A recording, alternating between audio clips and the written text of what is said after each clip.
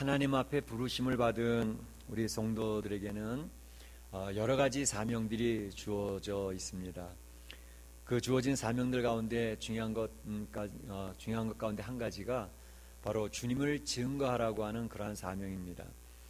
그런데 우리는 우리 삶의 여러 가지 환경 때문에 이러저러한 이유를 대면서 그 사명을 잘 감당하지 못할 때가 많습니다. 그런데도 우리 하나님께서는 우리 성도를 다시 한번 부르시고 다시 한번 기회를 주셔서 그 사명을 잘 감당할 수 있도록 하시는 것을 볼 수가 있습니다. 바로 오늘 본문에 나와 있는 경우가 그것을 잘 보여주는 예라고 말씀드릴 수가 있겠습니다. 바로 요나가 다시금 하나님의 말씀을 받아서 증거하는 그런 내용이 나오고 있는 것이죠. 우리가 지난 시간을 통해서 살펴봤던 것처럼 요나는 이제 물고기 뱃속에서 다시 살아나왔습니다. 그런데 살아나온 요나에게 하나님이 말씀하시는 것은 다시 하나님의 말씀대로 가서 증거해라 라고 하는 말씀을 주셨던 것입니다. 오늘 3장 1절과 2절 말씀에 있는 내용을 보시면 우리가 요나서 처음 볼 때 봤던 것처럼 1장 1절과 2절에 나와 있는 내용과 아주 흡사합니다. 이를테면 하나님께서 바로 요나에게 말씀을 주셨다라는 것과 그 말씀의 내용은 니느웨로 가서 선포하라, 너는 일어나 니느웨에 가서 하나님 말씀을 선포하라 하던 말씀 똑같습니다. 1장 1절 2절과 3장 1절 2절이 내용이 똑같습니다. 다른 내용이 한 가지 있다면 3장에 나와서는 두 번째 하나님이 말씀을 주셨다, 이렇게 두 번째로 요나에게 임하니라 이렇게 이야기를 하고 있거든요. 그 점만 다릅니다. 그러니까 두 번째 요나에게 말씀하여 주신다고 하는 것은 사실 하나님의 크신 은혜입니다. 요나는 하나님의 말씀을 불순종하던 자가 아닙니까? 또한 여호와의 낯을 피할 수 있다고 착각을 해서 도망가던 사람 아닙니까? 뿐만 아니라 물고기 뱃속에서 이제 죽을 날만 기다리면서 3일 동안 있었던 그러한 존재가 아니었습니까?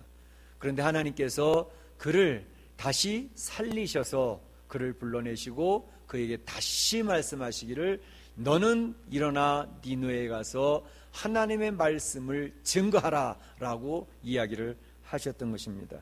참으로 하나님께서 이와 같이 두 번째 기회를 주신다고 하는 것은 하나님의 크신 은혜라고 말씀드리지 않을 수가 없습니다. 하나님은 불순종하던 자, 또 실망하고 좌절하고 낙심하는 그러한 하나님의 사람들에게 다시금 격려하시고 힘을 주셔서 그 사명을 완수할 수 있도록 다시 불러주시고 그 사명을 맡겨주시는 참 좋으신 하나님인 것을 본문에서 발견할 수가 있는 것이죠. 우리가 요한복음 21장에 보게 되면 이와 똑같은 상황이 또 있는데요, 그것은 바로 베드로에게 다시 기회를 주시는 하나님의 말씀을 볼 수가 있습니다. 베드로를 부를 때 첫 번째 장면이 누가복음 5장이지 않습니까? 이제 베드로가 밤이 맞도록 고기를 잡으려고 했지만 고기를 잡지 못했던 상황이 보여집니다. 그런데 예수님께서 그 배에 함께 타시고 그물을 오른편에 내리라 해서 그물을 내렸더니 엄청난 고기가 잡히는 것을 보고 베드로가 그 앞에 엎드려 내가 죄인이로소이다 고백할 때에 예수님께서 그에게 주셨던 말씀은 이제는 네가 사람을 낚는 어부가 되리라 라고 하는 사명을 부여해 주셨지요. 그리고 난 뒤에 이제 요한복음 21장에 있는 내용이 또 비슷한 상황이 벌어졌습니다. 사실 베드로는 예수님 십자가에 달려 돌아가신 것 때문에 그는 실망했고 좌절했고 낙심했고 그래서 그는 바닷가에 다시 고기를 잡으러 왔습니다. 그래서 그 친구들과 함께 그 디베랴 호숫가에서 고기를 잡는데 그 여전히 고기가 잡히지 않았습니다. 밤이 맞도록 고기를 잡았지만 잡히지 않고 새벽녘이 되었을 때에 이제 그때에 예수님께서 내 오른편에 그물을 내리라 라는 말씀을 들으면서 또다시 그물을 내렸는데 큰 물고기가 153마리가 잡히면서 그것도 깜짝 놀랐습니다. 바로 그 장면, 베드로를 만났던 그 첫 번째 장면처럼 똑같은 상황이 요한복음 21장에 벌어지는 거죠. 그래서 베드로를 불러놓고 떡을 구워주시고 또 잡은 물고기 가져와서 구워주시면서 말씀하시기를 베드로야 네가 나를 사랑하느냐, 베드로야 네가 나를 사랑하느냐 3번이나 물으시면서 그의 사랑을 확인하시는 예수님, 그리고 그에게 맡기셨던 또 다른 사명은 이제 너는 내 양을 먹이라, 내 양을 치라 하면서 그 성도들을 잘 돌봐야 될 것을 다시 맡기시는 그런 사명이 보여주고 있습니다. 바로 이러한 패턴은 우리 성도들에게도 동일하게 적용이 되고 있습니다. 우리 성도들이 하나님 앞에 부름받아서 주의 놀라운 은혜와 축복을 받으며 살아갈 때에 우리에게 주어진 사명들이 있는데 그 귀한 사명들을 감당하지 못하고 우리는 실패하고 좌절하고 불순종하고 낙심할 때가 얼마나 자주 있는지요. 그때 주님께서는 우리를 다시금 부르셔서 격려하시고 힘을 주시면서 너에게 맡겨진 사명 잘 감당해라 라고 하시는 분이 우리 참 좋으신 우리 주님이 되시는 것입니다. 바로 이와 같이 요나에게 주님께서 다시금 기회를 주셔서 주의 말씀을 외치라고 이야기를 하시는 장면이 본문에 나오고 있는 거죠. 이 말씀을 들었을 때에 요나가 어떻게 해야 했습니까? 요나의 모습, 그러니까 이 1장 3절의 모습과 또 3장 3절에 있는 모습, 그 주님의 말씀을 듣고 보이는 반응의 모습이 다른 것을 볼 수가 있습니다. 1장 3절에서 이야기했을 때 주님이 일어나 니느웨로 가서 주의 말씀을 선포하라 이야기할 때에 요나는 3절에 그러나 요나는 여호와의 낯을 피하여 이렇게 되어져 있습니다. 그러나 하나님 말씀하셨지만 그러나 저는 그것을 전하지 못할 이유가 있고 핑계거리가 있습니다 하면서 이유를 대며 피했죠. 그러나 오늘 3장 3절에 보게 되면 요나가 하나님 말씀을 들었을 때에 즉각 순종하는 모습을 볼 수가 있습니다. 오늘 말씀에 우리가 보고 있는 성경에는 그 내용이 나오고 있지 않지만 우리가 전에 보던 성경에 보게 되면 3장 4절에 보게 되면 곧이라고 하는 단어가 들어가 있습니다. 주의 말씀이 임했을 때 그는 곧 나아가 주의 말씀을 선포했다라고 곧이라고 하는 단어가 있는 것을 봐서 즉시 순종했다고 하는 말씀을 우리는 알 수가 있는 것입니다. 그러니까 그러나 핑계대며 피하던 그 요나가 두 번째 기회를 받았을 때 그는 곧 주의 말씀을 순종하고 니느웨로 가서 하나님 말씀을 선포하기 시작했다라고 설명이 되어지고 있는 것입니다.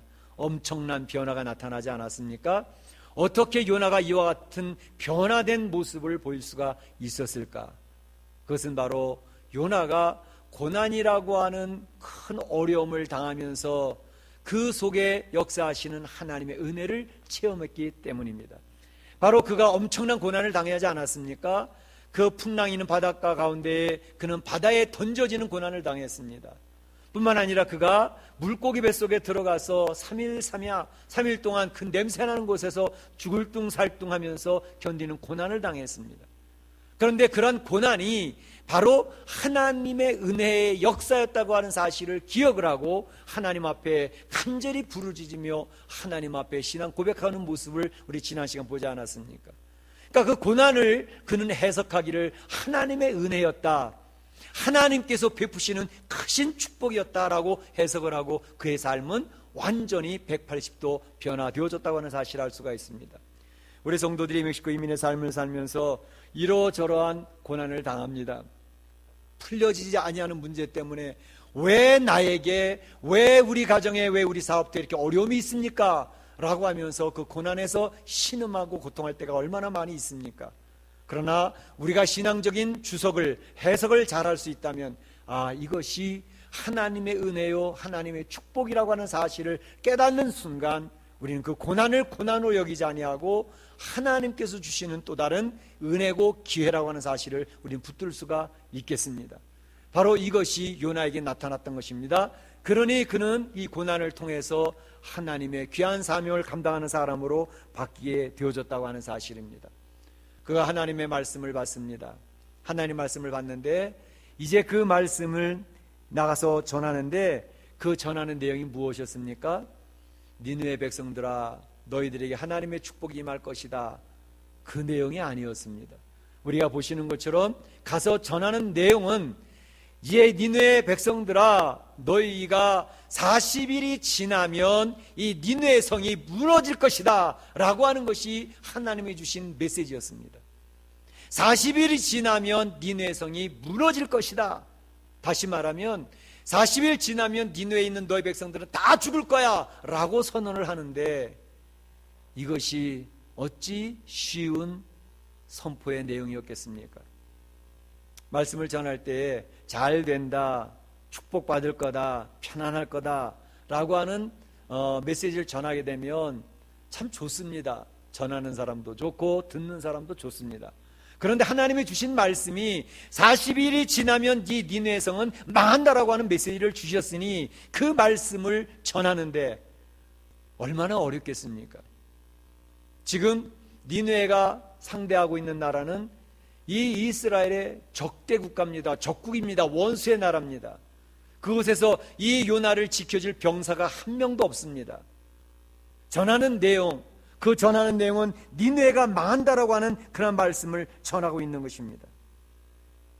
얼마나 긴장이 있겠습니까? 얼마나 힘드는 메시지의 내용입니까? 사실 예레미야서에서는 그러한 내용들이 많이 나옵니다. 예레미야가 전했던 메시지는 이스라엘 백성들아 너희들은 축복받을 거야, 잘 될 거야 라고 전할 수 있었으면 얼마나 좋겠습니까? 다른 예레미야를 빼놓은 다른 선지자들은 그렇게 전하고 있었습니다. 절대 예루살렘은 망하지 아니한다. 이 이스라엘은 망하지 아니한다. 그런데 예레미야가 전하는 말씀은 이 예루살렘은 망해. 하나님의 백성은 망해. 하나님의 백성은 바벨론으로 끌려갈 거야.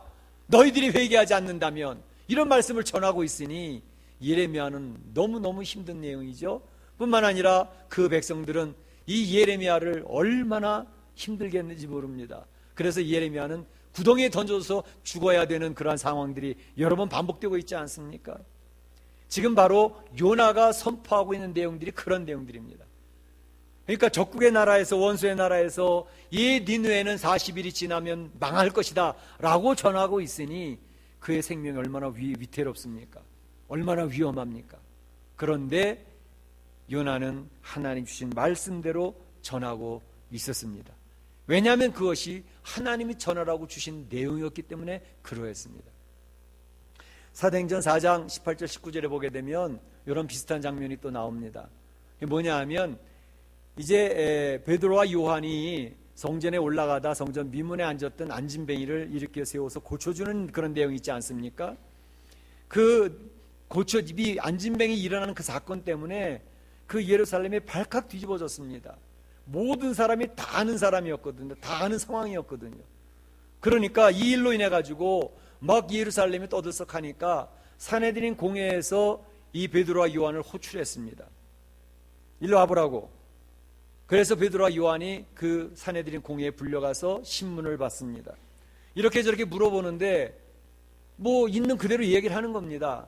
그랬더니 그 산헤드린 공회에서 더 이상은 이 사람을 어떻게 할 수가 없다고 생각을 해가지고 그들이 결정한 내용은 뭐냐면 너는 더 이상 예수에 대해서 말하지도 말고 예수에 대해서 가르치지도 말라. 그러고 결정을 해서 나가라 그러는 겁니다. 그럴 때 베드로와 요한이 그들에게 대답하는 말이 잘 생각해 보시오.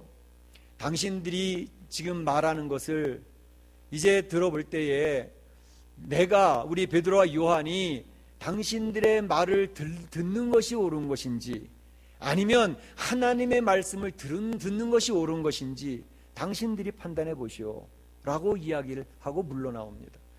그러니까 하나님이 주신 말씀이니까 그 말씀을 전할 수밖에 없었다. 예수님을 증거할 수밖에 없다라고 이야기를 하고 있는 것이죠. 바로 오늘 이 요나는 하나님이 주신 말씀, 그 말씀을 전하면 자기가 그 니느웨에서 그들에게 맞아 죽을 줄도 모르고 힘든 어려운 일을 당할지도 모른다는 것을 그가 왜 인식을 못했겠습니까? 알고 있습니다. 그러나 하나님이 전하라고 했으니 그걸 피하려고 하던 그 놀라운 역사들을 통해서 그는 하나님 말씀이니까 전합니다 라고 이야기를 하고 있는 것입니다.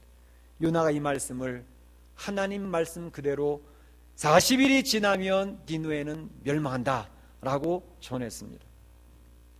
자, 이 말씀을 듣고 있던 니느웨 사람들이 어떻게 반응했을지가 궁금하시지 않습니까? 이 이스라엘 사람이 갑자기 나타나서 전하는 이야기가 니느웨는 40일만 지나면 망한다고 이야기를 하니 너무나도 황당한 얘기 아니겠습니까? 그러면 야 저거 잡아 죽이자 라고 반응을 할 만하기도 한데 오늘 말씀을 보니까 그들이 보였던 반응은 어떤 반응이었습니까?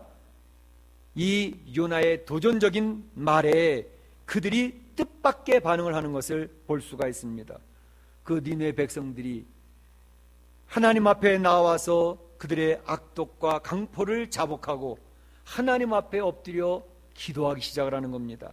회개하기 시작을 하는 겁니다. 그들은 자신들의 죄 때문에 멸망받을 수밖에 없는 처지에 놓여졌던 백성들이었습니다.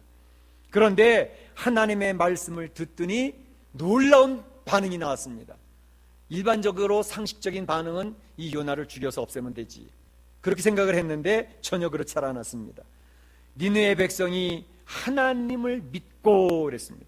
그렇죠? 니느웨 사람들이 하나님을 믿고 5절 말씀에 나와 있습니다. 하나님을 믿었다. 이 이방 백성들 아닙니까? 그런데 그들이 하나님을 믿었대요.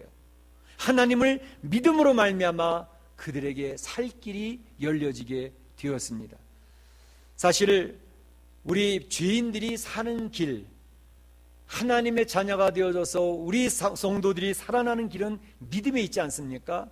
이신득의, 믿음으로 말미암아 살리라, 이게 되어져 있지 않습니까? 이 믿음이 얼마나 중요한지는 모릅니다. 민수기 21장 9절에 보게 되면 그 내용이 나와 있죠.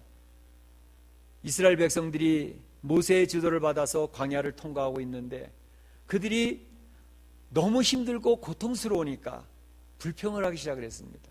원망을 하기 시작을 했습니다.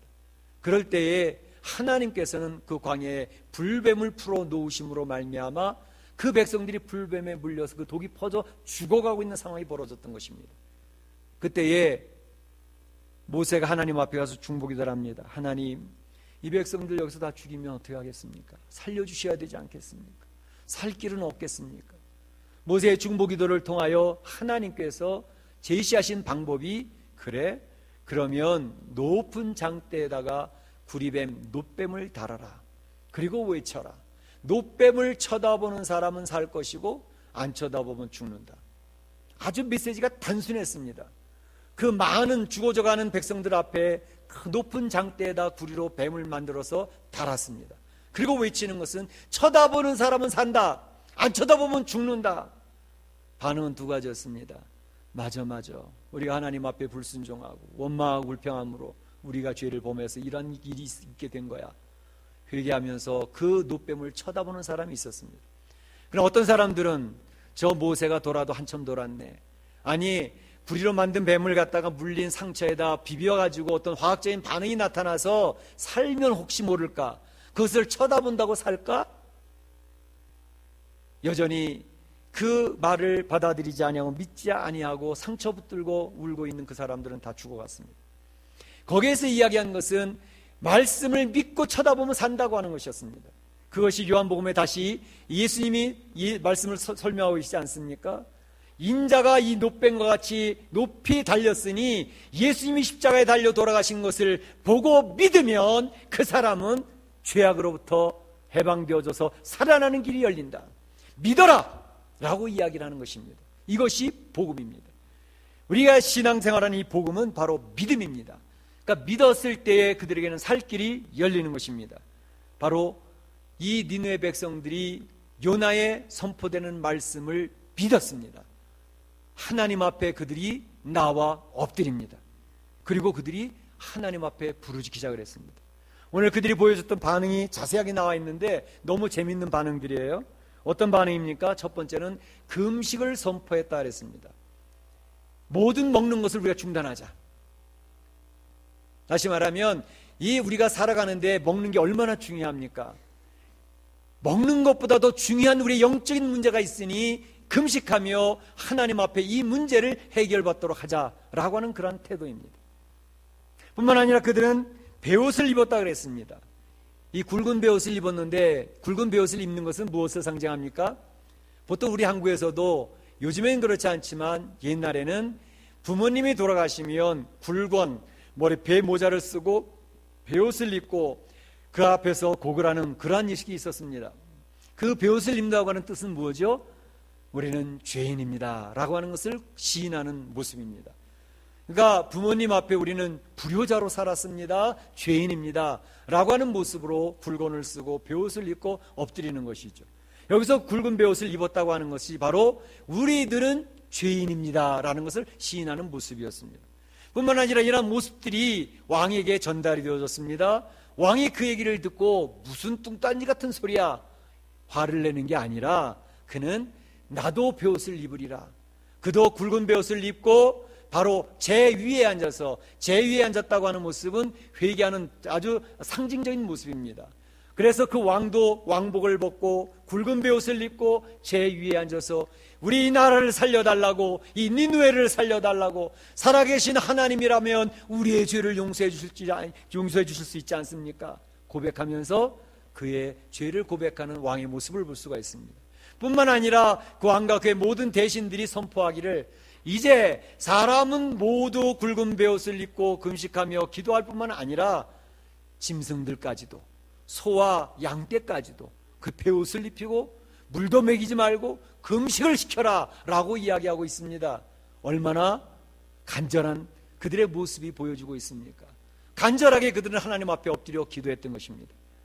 그러면서 기도할 때에 그들은 하나님 앞에 부르짖고 기도하는 것으로 끝나지 아니하고 중요했던 내용은 힘써 하나님 앞에 부르짖을 뿐만 아니라 악한 길에서 떠났다 이렇게 있습니다.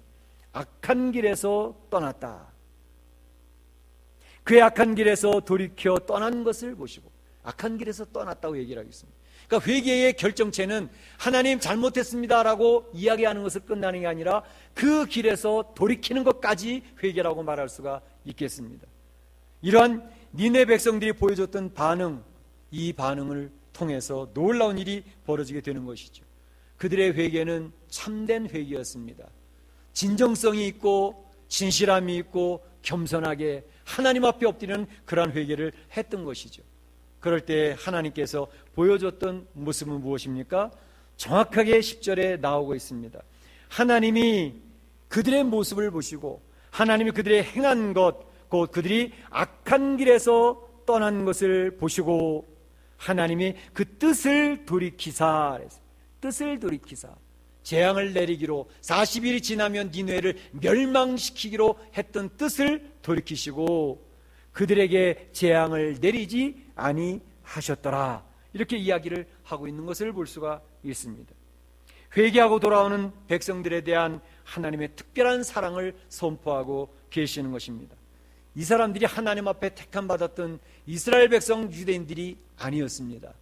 유대인들과 이스라엘 백성들이 멸시하고 무시했던 불신자 이방 백성들이었습니다. 하나님의 백성들을 괴롭혔던 백성들이었습니다. 그런데 그들을 하나님께서는 용서하시고 그들에게 재앙을 내리지 아니하셨다라고 하는 사랑의 하나님을 보여주고 있는 것을 볼 수 있습니다. 오늘 이 시간 우리는 증거하는 사람 요나를 보고 있습니다. 하나님께서 은혜로 다시 기회를 주셨기 때문에 이 일은 가능했습니다. 그 하나님은 우리 사랑하는 성도들에게도 또다시 기회를 주셔서 하나님의 귀한 사명 감당할 수 있게 하시는 참 좋으신 하나님이십니다. 우리 하나님은 어떠한 죄악이라도 용서해 주시는 분인 것을 오늘 본문은 잘 보여주고 있습니다. 하나님의 용서는 어떤 것이라도 용서하시지만 전제 조건이 있습니다. 그것은 진실과 겸손으로 회개하여 악한 길에서 떠나는 참된 회개라는 자에게 하나님의 용서가 임한다고 하는 사실입니다. 악한 길에서 떠난 것을 보시고 하나님께서는 그 작정하셨던 뜻도 돌이키시는 너무너무 좋으신 하나님이라고 하는 사실입니다. 그래서 재앙을 내리지 않으셨다고 성경을 선포하고 있지 않습니까? 오늘 하나님께서는 이 모든 일들, 이 놀라운 일들을 하나님의 말씀을 증거하는 사람 요나를 통하여서 하나님의 귀한 일들을 이루신 것을 볼 수가 있습니다. 사랑하는 성도 여러분, 오늘 이 말씀을 보면서 우리가 하나님 앞에 귀하게 쓰임받는, 하나님 귀한 사명을 감당하는, 특별히 하나님을 증거하는 사람으로 살아가는 그러한 역사로 하나님 앞에 영광을 돌리고 주의 뜻을 이루어가는 귀한 성도들이 되실 수 있기를 주의 이름으로 축복합니다. 축원합니다.